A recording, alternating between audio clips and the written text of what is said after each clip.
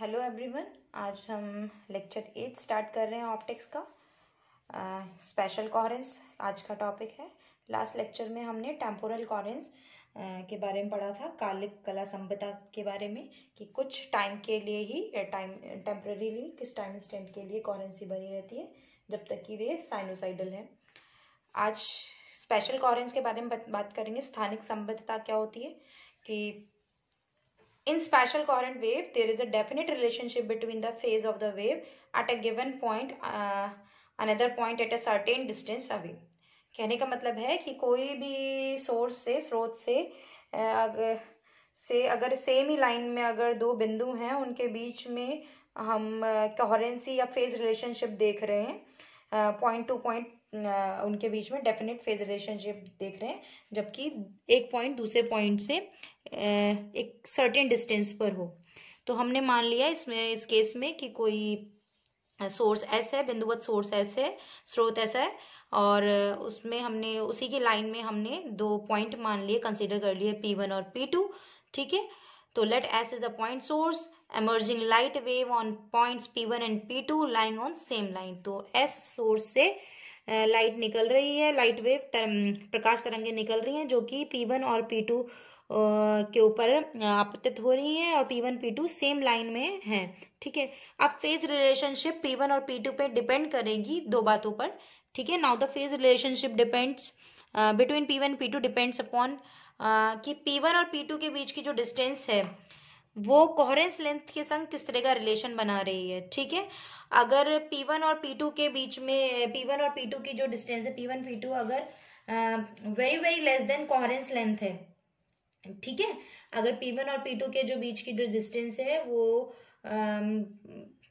Coherence length से कम है, तो फेज रिलेशनशिप जो वेव होगी वो कोहेरेंट होगी।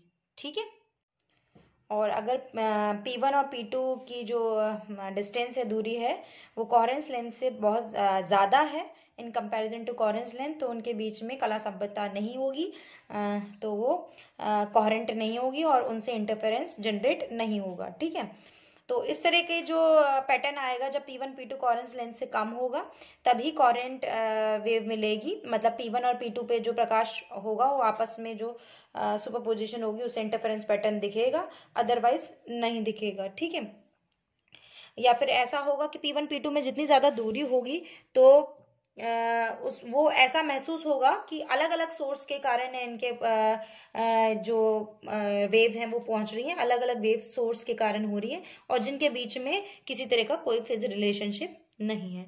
तो बेसिकली स्पेशल कोहेरेंस में या स्थानिक संबद्धता में क्या होता है कि डिस्टेंस कोहेरेंस लेंथ के ऊपर डिपेंड करता है कि कोहेरेंस लेंथ से ज्यादा दूरी पर है बिंदु, या फिर उस कोहेरेंस लेंथ से कम है। नाउ स्पेशल कोहेरेंस लेंथ पढ़ते हैं कि जो स्पेशल जो कोहेरेंस होते हैं स्थानिक कला संबद्धता में जो लेंथ होती है, जैसे कि L ओमेगा से डिनोट किया गया है। इसे हम एक फिगर से देख लेते हैं कि हमारा कोई सोर्स है S0, जो एक स्लिट है और जिसके बीच की जो दूरी है वो स्मॉल a है, और इसे d डिस्टेंस पे हमने दो नैरो स्लिट रखी हुई हैं S1 और S2 जिनके बीच की दूरी y है। तो actual source of light is not a point source. कोई भी वास्तविक स्रोत बिंदुवत स्रोत नहीं हो सकता, रेदर देन कि इट इज एक्सटेंडेड। ठीक है, उसको एक्सटेंड ना किया हो गया, तो it size can be reduce by placing a narrow slit in front of it but can not be made zero.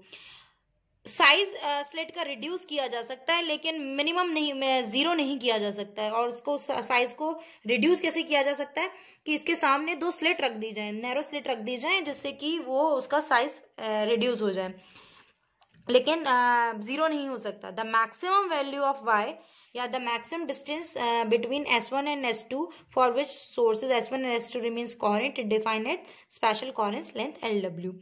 तो स्पेशल कोहेरेंस लेंथ क्या है कि वो अधिकतम दूरी स्लिट के बीच की, S1 और S2 के बीच की वो अधिकतम दूरी जिसके लिए S1 और S2 कोहेरेंट बने रहे, ठीक है, इनका संबंध बने रहे, वो ही स्पेशल कोहेरेंस लेंथ कहलाएगा, या y की वो मैक्सिमम वैल्यू जिसके लिए फेज रिलेशनशिप मेंटेन रहे।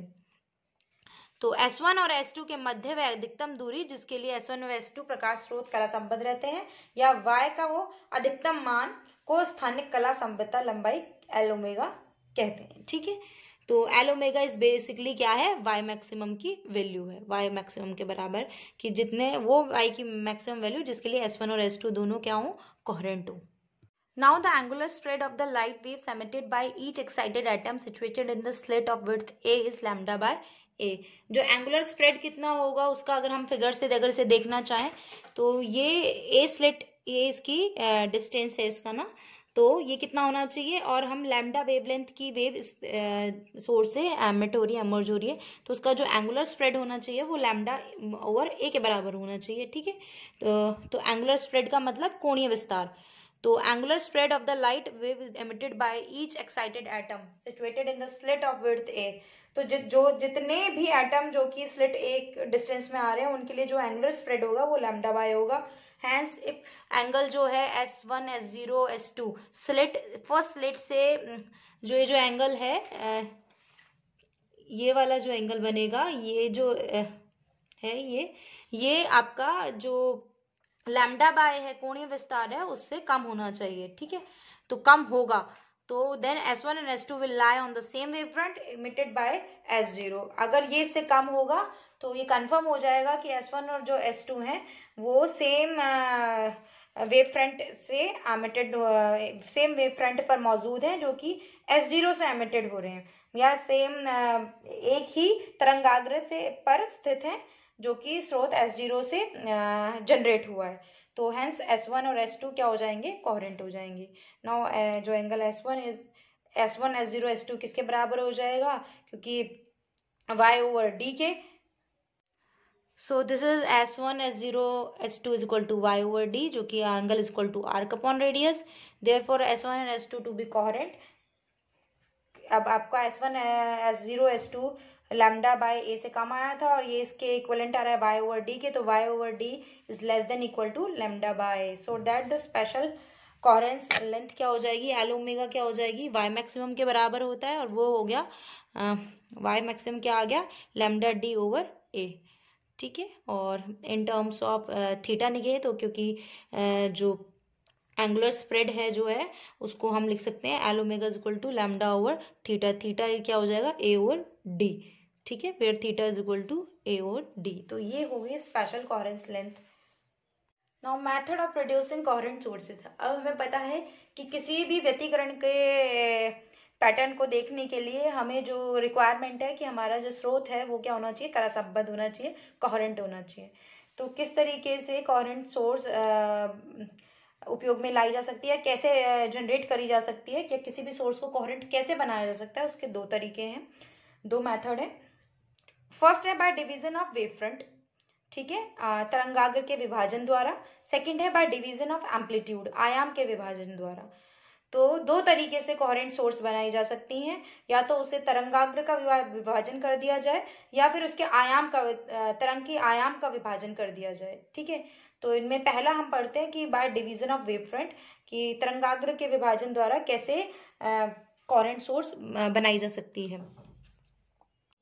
सो फर्स्ट है by division of wave front, तरंगाग्र के विभाजन द्वारा हम कैसे किसी कोहेरेंट सोर्स को जनरेट कर सकते हैं। ठीक है, तो किसी भी इंसिडेंट वेव फ्रंट, हमें पता है कि कोई भी जो तरंगाग्र है उसको हम कैसे डिवीजन करें, कि इंसिडेंट वेव फ्रंट को हम डिवाइड कर लें दो पार्ट में, और उन कैसे डिवाइड कर लें दो पार्ट में, using phenomena of reflection, refraction और डिफ्रैक्शन के बेसिस पे, रिफ्लेक्शन ऑफ बेसिकली रिफ्लेक्शन और रिफ्रैक्शन के बेसिस पे किसी भी तरंगाग्र को हम दो भागों में विभाजित कर लें, दो या दो से ज्यादा भागों में विभाजित कर लें। और ये जो पार्ट, जो दो भाग विभाजित भाग हैं, ये जब ऑप्टिकल पाथ को ट्रेवल कर कर किसी एक पर्टिकुलर एंगल पे रियूनाइट होंगे तो ये इंटरफेरेंस पैटर्न शो करेंगे। So basically incident wave front is divided into two parts by utilizing the phenomena of reflection, refraction or diffraction. These two parts after traversing different optical path eventually reunite at a small angle to produce interference band. ठीक है, तो division of wave front क्या है, प्रकाश तरंग के परावर्तन या अपवर्तन विवर्तन द्वारा एक ही संकीर्ण स्रोत से आपतित तरंगाग्र को दो तरंगाग्रों में विभाजित किया जाता है कि वे दो कला संबद्ध स्रोत की तरह व्यवहार कर सके। ठीक है, एक ही जो है प्रकाश तरंग को रिफ्लेक्शन और रिफ्लेक्शन द्वारा दो सोर्सेस, दो पार्ट में डिवाइड करके, जिससे कि वो इस तरह से महसूस हो कि वो दो अलग अलग सोर्सेस से आ रहे हैं और दो स्रोत कला संबंध हैं आपस में। ठीक है, और इसका जो एग्जाम्पल है वो है यंग डबल स्लिट एक्सपेरिमेंट और फ्रेनेल बाइप्रिज्म। फ्रेनेल का द्विप्रिज्म जो प्रयोग है वो इसका एक एग्जाम्पल है। और इसकी जो कंडीशन है डिवीजन ऑफ वेवफ्रंट की, उसमें क्या है कि जो सोर्स है आपका, जो स्रोत है वो नैरो स्लिट होना चाहिए, रेखा छिद्र होना चाहिए, या बहुत ही छोटा होना चाहिए। ठीक है, नैरो स्लिट होना चाहिए। तो ये तो हुआ आपका डिवीजन बाय वेवफ्रंट। नेक्स्ट है आपका डिवीजन बाय एम्पलीट्यूड। तो बाय डिवीजन ऑफ एम्पलीट्यूड क्या हो सकता है कि किसी भी इनकमिंग वेव को उसके एम्पलीट्यूड को दो या दो से ज्यादा पार्ट में डिवाइड कर लिया जाए by using the phenomena of partial reflection and partial refraction and then giving rise to two more coherent waves. So amplitude of an incoming wave is divided into two or more parts by partial reflection or partial refraction and thereby giving rise to two more coherent waves. ठीक है, उससे क्या होगा, अगर आयाम को उसके विभाजित कर लिया जाए आंशिक अपवर्तन और परावर्तन के से, तो वो भी ऐसा ही महसूस होगा कि दो अलग अलग कोहेरेंट वेव्स हैं। ठीक है, और इसकी जो कंडीशन है वो है कि इसमें जो सोर्स है वो क्या होना चाहिए, ब्रॉड होना चाहिए। और तो प्रकाश तरंग के आंशिक परावर्तन या अपवर्तन द्वारा आपतित तरंग के आयाम को दो या दो से अधिक भाग में विभाजित किया जाता है। विभाजित आयाम के ये दो भाग दो कला संबद्ध स्रोत की भांति व्यवहार करते हैं। और इसकी कंडीशन प्रकाश स्रोत एक विस्तृत स्रोत होना चाहिए। ठीक है, मतलब इसमें क्या होना चाहिए, ब्रॉड सोर्स होना चाहिए। ठीक है, सोर्स नैरो स्लिट या पॉइंट सोर्स होने के बजाय ब्रॉड होना चाहिए, विस्तृत होना चाहिए। ठीक है, तो ये हुआ आपका डिवीजन बाय एम्पलीट्यूड। तो जो डिवीजन बाय एम्पलीट्यूड है आपका जो कोहेरेंट वेव जनरेट करता है, इससे हम थिन फिल्म्स का फिनोमिना पढ़ते हैं। ठीक है, और न्यूटन रिंग वगैरह इसी बाय डिवीजन ऑफ एम्पलीट्यूड किया जाता है। तो अब पहले हम by division of wave front जो है उसके वजह से जो डिवीजन ऑफ वेव फ्रंट से जो हमारे एक्सपेरिमेंट रन होते हैं उनके बारे में पढ़ेंगे, जो कि यंग डबल स्लिट एक्सपेरिमेंट और फ्रेनेल बाइप्रिज्म।